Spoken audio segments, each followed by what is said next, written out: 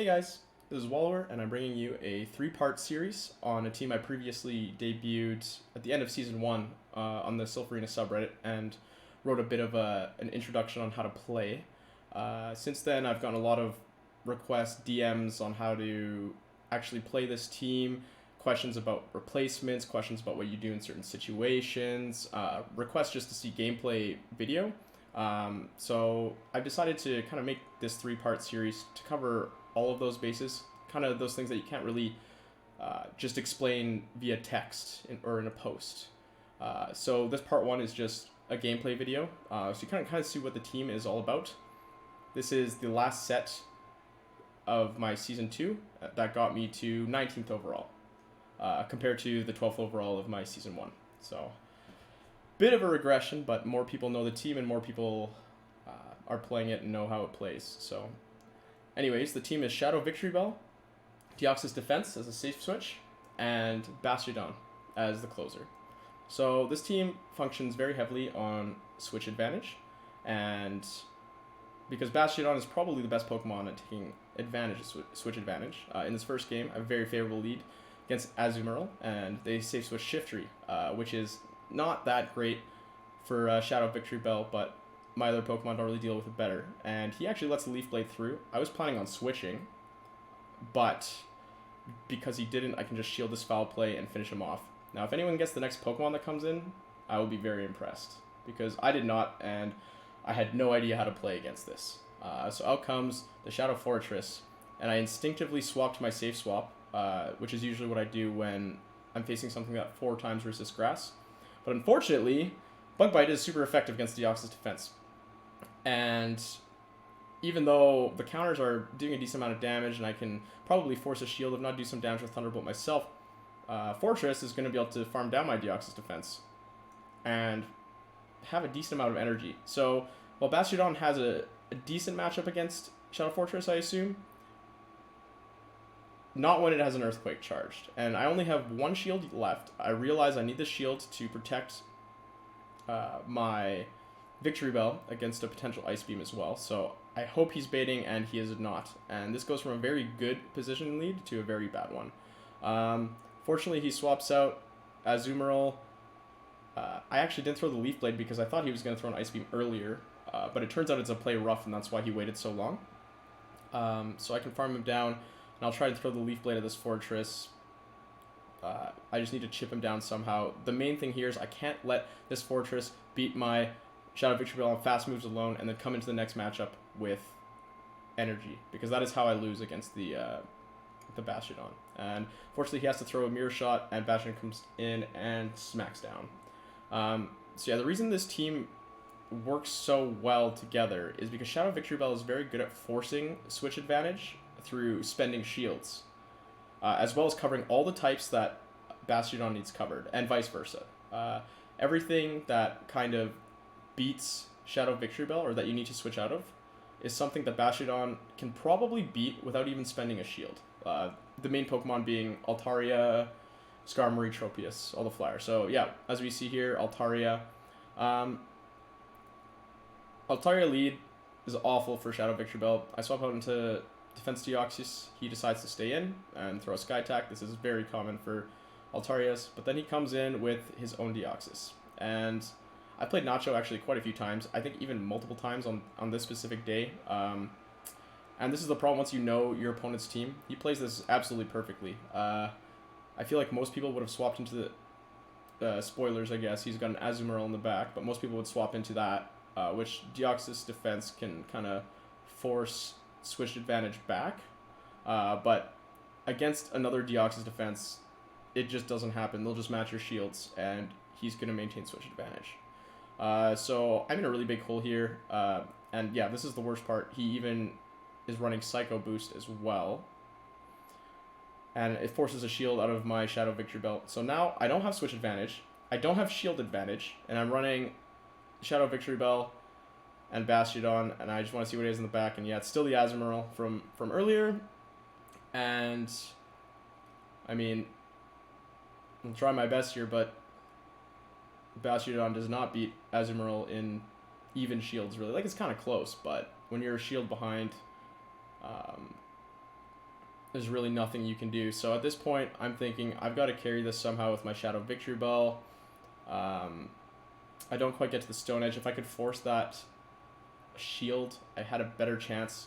But instead, I have to use a shield of my own on S-Victreebel. I'm going to get the farm down. I'm going to have a load of energy. I've never had this much energy before on S-Victreebel. We still got a shield, so I'll try and bait with the Leaf Blade. And he bites, but I go down before, or he gets a Sky Attack off here before I can get a Sludge Bomb. And I think the Sludge Bomb probably wouldn't KO anyways. It would be very close, though. So anyways, good game to Nacho. His team is very good against mine. That's one of the few impossible matchups, I guess I would say. Next up, we have a battle against Deoxys-D, and hopefully we'll get a little bit of a better lead than the Altaria, and we get Deoxys. So Deoxys, honestly, is not a very good lead for S-Victreebel to face, but he swaps out anyways, and right into Altaria, and this is the dream scenario right now. Bastiodon is probably, countering Altaria is probably the hardest counter in all of Pokemon Go, I would say. No matter the shield or energy advantage, they can have 100 energy, 2 shields, you can have no shields. You can win with only your fast attacks and come out with 100 energy. So honestly, the fact that he's throwing energy is pretty good. Getting the Bastiodon lower means there's less of a farm down opportunity for the Deoxys, because it's just going to throw fast attacks at me. But Deoxys also doesn't like the damage from Bastiodon. So when we're talking about Deoxys being a good counter for Bastiodon, that's usually with shields up, and he expends both shields here. So I'm 2 shields up, which is really huge, but I know he has a lot of energy on his Deoxys, so I'm thinking, do I go back in on the S-Victreebel, or do I go on the Deoxys to absorb the energy? So I try to absorb the energy, and he comes with the Meganium, and Meganium's not really good for this team. I wouldn't say any Pokemon really beats it in even shields here, but the Psycho Boost chunks, and I know there's no shield, so I'll throw the Psycho Boost and swap out and just shield up whatever comes my way. I know I can tank a Frenzy Plant, but actually this time it is an Earthquake.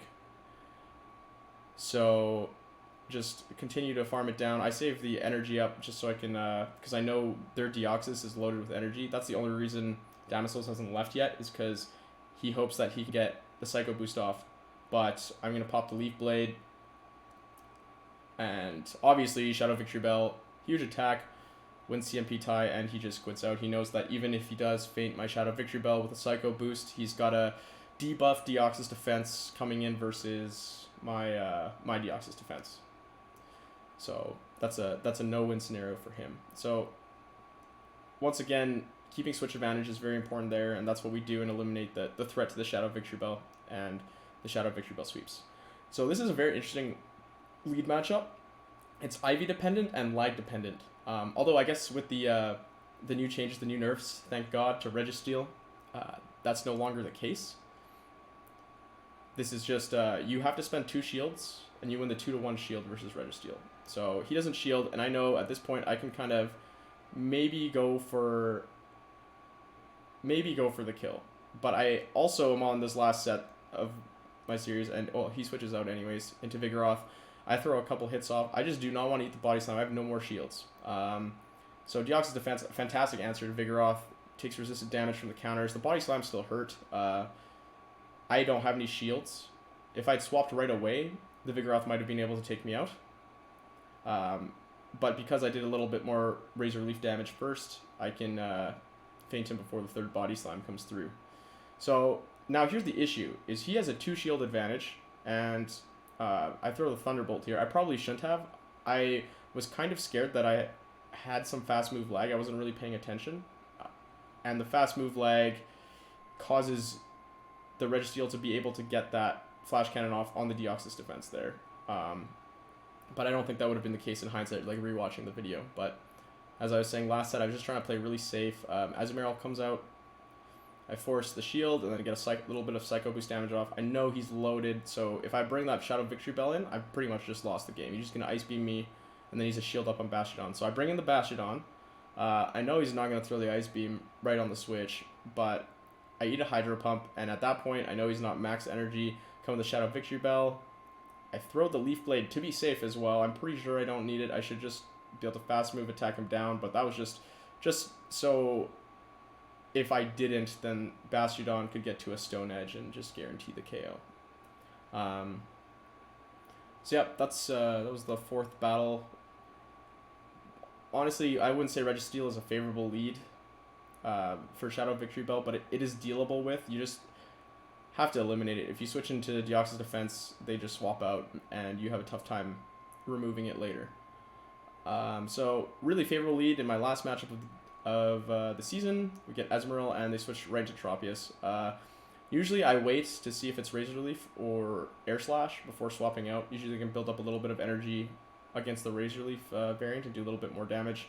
But they had fast attack lag there, so I couldn't even determine what it was. I just decided to swap instead of just waiting.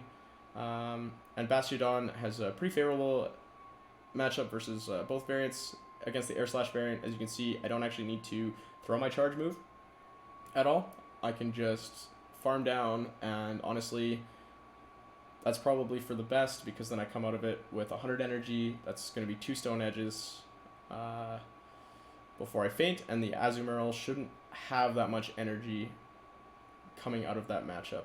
Throwing the Stone Edges is nice too. If I get the Azumarill to half health, then it's much less likely. It's likely that I'll have to take one less Ice Beam.